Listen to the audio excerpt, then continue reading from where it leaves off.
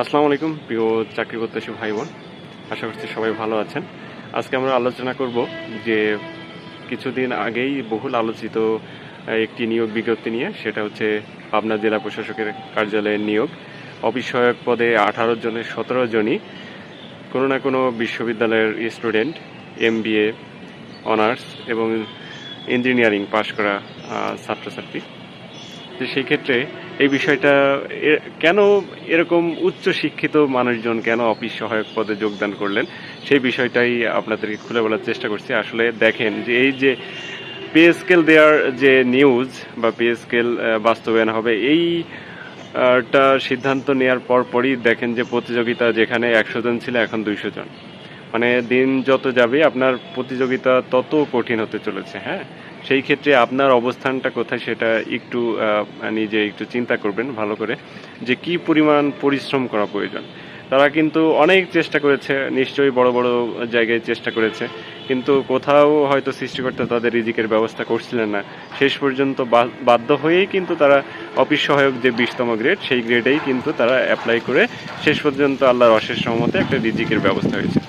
সেই কারণে আপনারা যারা ভাবছেন যে 2 মাস 3 মাস পরেই আপনারা চাকরি পেয়ে যাবেন, এটা আসলে আমি বলবো যে একটু ভুল ধারণা। কিন্তু আল্লাহ যদি রিজিকের ব্যবস্থা করেন তাহলে তো নিশ্চয়ই আপনাদের রিজিকের ব্যবস্থা হবে। কিন্তু আপনারা যদি 6 মাস বা 1 বছর পূর্ণ প্রস্তুতি নেন, বেসিক সহকারে ভালো করে পড়ে আর ধৈর্য সহকারে লেগে থাকেন, তাহলে ইনশাল্লাহ আপনারা ভালো চাকরি পাবেন।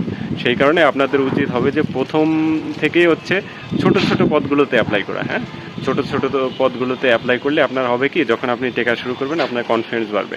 আস্তে আস্তে এর মাঝে মাঝে আপনারা বড় পদগুলো অ্যাপ্লাই করেন, সেইগুলো পরীক্ষা দেন, অ্যাটেন্ড করেন, তাহলে দেখবেন যে আপনার ভালো একটা এক্সপিরিয়েন্স হবে যে আমার কোন পদের ক্ষেত্রে কিভাবে আমার পড়াশোনা করা উচিত। হ্যাঁ, এরপরে হচ্ছে আপনারা যখন 3 মাস বা 6 মাস আপনাদের চাকরি প্রস্তুতি অতিবাহিত হলো, যাদের BCS টার্গেট তাদের তো আলাদা চিন্তা ভাবনা, BCS নিয়েও আলোচনা করব।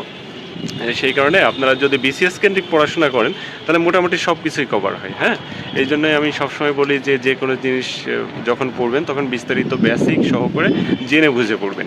তাহলে দেখবেন কি যে আল্লাহ তাআলা শেষ পর্যন্ত আপনি ধৈর্য সহকারে কঠোর পরিশ্রম করলে পরিকল্পিতভাবে, হ্যাঁ, তখন কোনো না কোনো একটা ব্যবস্থা করে দেবেন।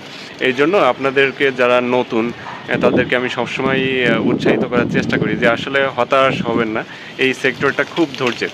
আপনারা অনেক নামি দামি ভার্সিটিতে পড়তে পারেন, হ্যাঁ, কিন্তু দিন শেষে যদি আপনি চাকরি না পান তাহলে সামাজিক দৃষ্টিকোণ থেকে কিন্তু কেউ আপনাকে মূল্যায়ন করবে না, সমাজ আপনাকে অবহেলিত করবে। যখন আপনি ভার্সিটিতে চান্স পেয়েছেন বা ইঞ্জিনিয়ারিং পড়ছিলেন তখন কিন্তু সমাজ আপনাকে খুব মাথায় করে নাচত। হ্যাঁ, কিন্তু দিন শেষে যখন আপনি পড়াশোনা শেষ করে চাকরি না পাবেন তখন কিন্তু সেই সম্মান মর্যাদা আপনাকে দিবে না। তাহলে এই কারণেই আপনারা ধৈর্য সহকারে পড়াশোনা শুরু করুন আর বাবা মার যত্ন নেবেন, কারণ তাদের দোয়া ছাড়া আসলে খুব বেশি দূর এগোনো যায় না। আল্লাহর রহমতে আমি সকলের দোয়ার মাধ্যমে এবং নিজের প্রচেষ্টায় আল্লাহর অশেষ রহমতে আজকে একটা মোটামুটি পর্যায়ে এসেছি। আমি যে পর্যায়ে এসেছি আলহামদুলিল্লাহ আমি খুবই হ্যাপি। কারণ হচ্ছে প্রথমেই আমি যখন পরীক্ষায় পাশ করে অনার্স প্রথম বর্ষের স্টুডেন্ট, তখনই বাংলাদেশ পুলিশে চাকরি পাই। এরপরে দীর্ঘ 8 বছর চাকরি করেছি। এরপর 26 সালে চেষ্টা করতে করতে প্রায় 8টা ভাইবা দেওয়ার পরে অনেক বড় বড় পদে ভাইবা দিয়েছিলাম, কিন্তু শেষ পর্যন্ত এই জেলা প্রশাসকের কার্যালয়ে আল্লাহর রহমত করলেন। তো এইটা দেখেন যে ধৈর্য ধরে আপনি যদি লেগে থাকেন তাহলে দিন শেষে আল্লাহ কোনো না কোনো একটা ব্যবস্থা করে দেন। হ্যাঁ, তো সেই কারণে আমি যে পদেই থাকি না কেন আলহামদুলিল্লাহ আল্লাহ যে রিজিকের ব্যবস্থা করেছেন এতেই আমি অনেক খুশি। তো সেই কারণে আপনার নিজের অবস্থান আপনি যেখানেই থাকুন না কেন সবসময় শুকরিয়া আদায় করবেন। আল্লাহ তাআলার যে বেশি শুকরিয়া আদায় করে তাকে বেশি পছন্দ করেন। হ্যাঁ, সেই কারণে সকলের জন্য অনেক দোয়া এবং শুভকামনা থাকবে। সকলে ভালো থাকুন, সুস্থ থাকুন। আল্লাহ হাফেজ। আসসালামু আলাইকুম।